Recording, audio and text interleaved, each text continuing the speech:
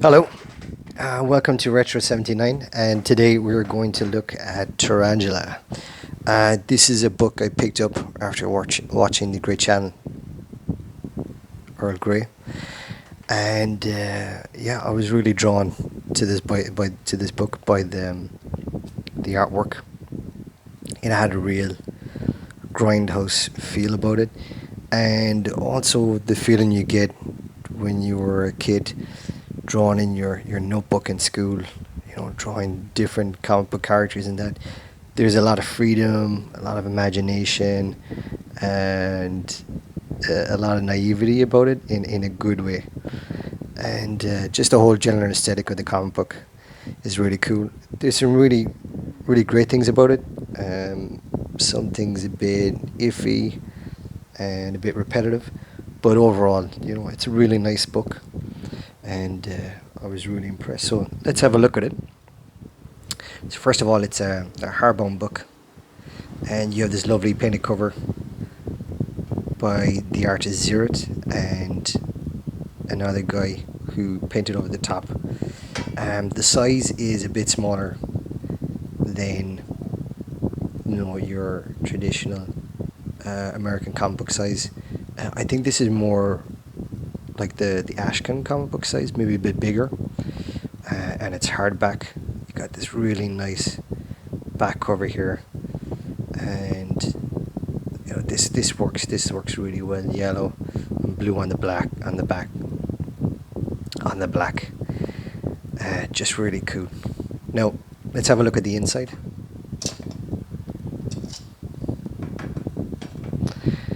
And the camera.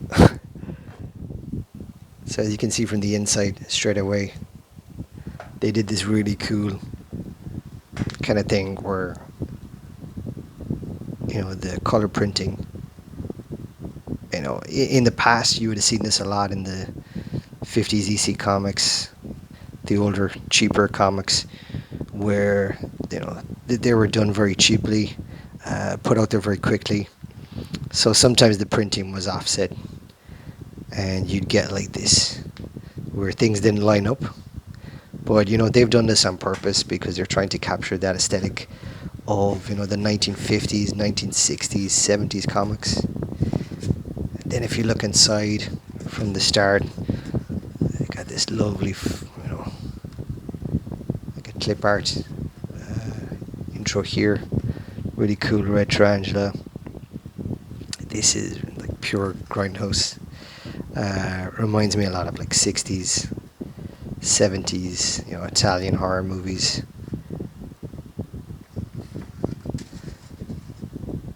And yeah, the artwork, sometimes it can be really iffy.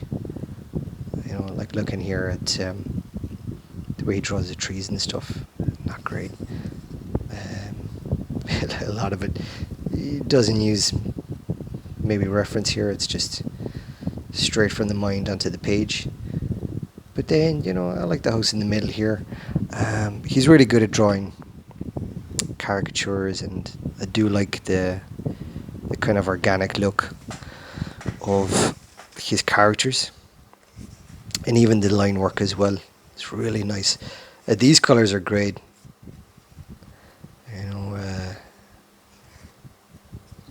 Perfect red and blue just working together here, with the red inside the window here. Very great complementary colors. Then purples, just to capture the mood of this moment. And then you've got this yellow room, which is a bit out there. You can see here a bit of mistakes in the printing, trying to capture that 60s, 70s comic vibe. And you can see here some of his strong points, drawing caricatures. Look at these guys, these gangster thugs. One thing I've noticed about Zirit is that he does like to have these anamorphic type of characters, which are really cool. Yeah, I quite like this line work here. You can see the line work here is very fine, but then in the background, sometimes he goes in with a very thick brush. Obviously, some of the perspective is a bit off. You see here, these skulls are huge, eh? And then these guys seem to be at the wrong angle. But I don't know. It kind of adds to the appeal of the book. It's not trying to be fine art at its greatest. Uh, I know some people might look at this and start picking it apart, saying, "Oh, this is anatomically correct," or "This is you know, this looks hokey and that." But I think that's the joy of it. I think it's a fun comic book, and he's not going out there to win art awards. But even though some of it does look a bit hokey, the aesthetic overall, it just works really well, and I just really enjoyed it. I like the way that some of these panels work here. This is cool. I love the sound effects here in the background of the machine gun. And how many times you see, like, I think it's a vulture shooting a machine gun. This is just bananas. But she comes in and she flies out the window very quickly, but you'll find out afterwards why she, made a hasty retreat. Yeah, you can see here with the colors and just the thick line work here. A real 50s horror comics vibe maybe is what he's going for here. Very simple, but it's great, lovely change here, perspective. I really dig these candles here. These colors just work fantastic. You can see a nice blend here from orange into yellow, and then green and yellow. You don't really see green candles, but these colors just work fantastic together. Again, purples and reds. This is very 60s, 70s vibe about it. Really cool. We get introduced to the main character, or one of the main characters. Well, Tarantula's the main character in this, supporting character.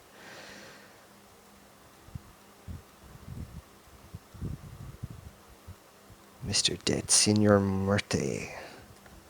Sometimes there's a bit of Spanish used in this, but it doesn't really affect, you don't really have to have a great grasp of the Spanish language to be able to understand it. I love this. His car is looks like one of those old funeral cars from the 1950s. Really dig that.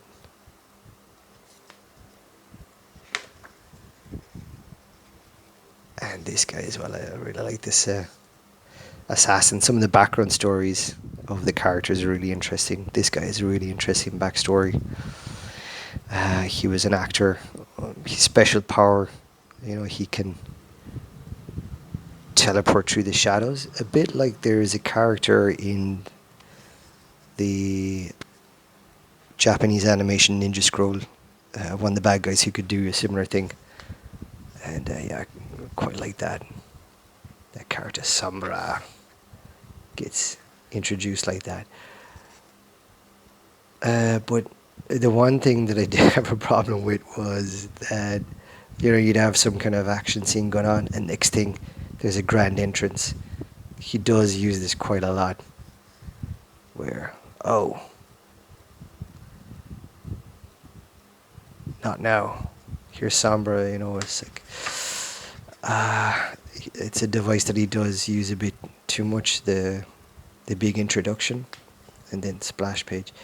Yeah, it does get a bit repetitive, but it's cool here. I really like how he does this.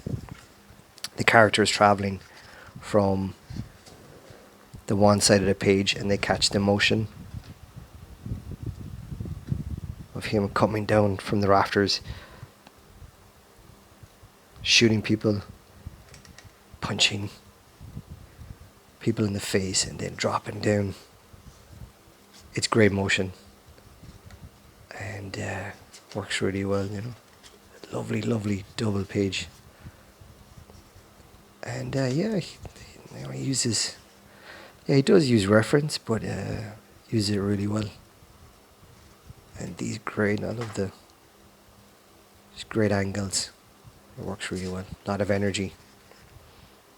And again, another shot here where you see one character doing a multitude of actions on the same 2 pages. You know, see here she's transforming into a bat, into a bat, into a bat to escape. And that's really cool. That works really well. A bit hokey with the anatomy here. I do find that one of his flaws is maybe he's not so great at drawing female anatomy, and seems to be much better at drawing, you know, folds and enclose and male characters. This is a cool bit where the character Sombra, he gets hit with some hallucinogenic, and then yeah, Zirit likes to do this sometimes. He does, and Rangel, he does some really cool psychedelic pages like trips where the character goes into like a acid fuel nightmare. That was really cool. So I'm going to skip over a few pages here.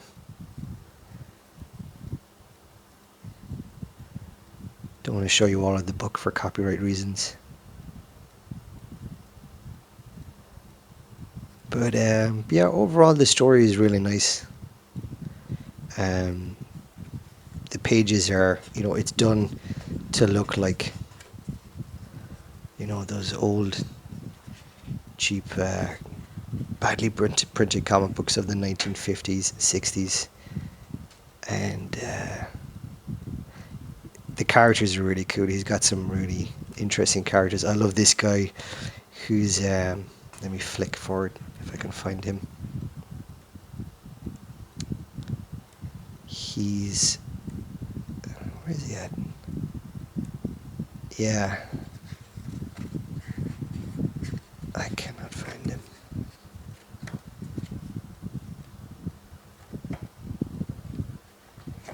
He's a wrestler, but he's also a policeman. And yeah, he's one of my favorites. And through the comic, you know, you know he's a luchador, and you're just waiting for that moment where he's going to go full luchador mode. And he just breaks out. You have your stereotype chief tell him, hey, you're not following protocol. Screw your protocol. My job is justice.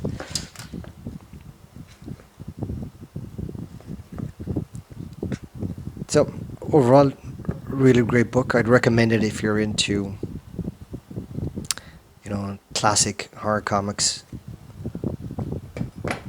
of the 60s, 50s, and 70s. You know, if you like the Grindhouse movies, things like that. But, you know, it's not... it's kind of... leave your brain outside. It's real popcorn entertainment, but aesthetically, you know, he's going for style over substance, and definitely the style is fantastic. The story is entertaining, not groundbreaking stuff, but you know, I get what he's trying to do, and I really enjoyed this. I definitely recommend pick it up. Is it worth 15? Yeah, a bit pricey for $15, but I don't think I actually paid that much. But the printing is really nice, and hardback as well, so definitely a nice one for the collection. Check it out.